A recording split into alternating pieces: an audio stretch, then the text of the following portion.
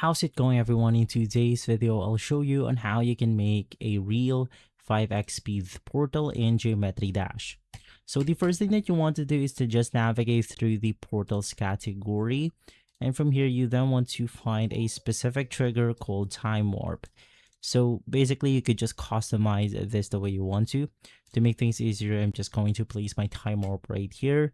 Let's select as is. And then, of course, you want to select how fast you want to make your player. In my case, I'm going to be choosing the 5x speed.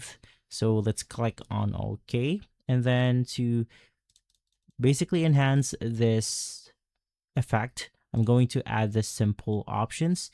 And then let's move our time warp under the display right here. So if we click on the play button, it will actually move, or it will actually make our game 5 times faster.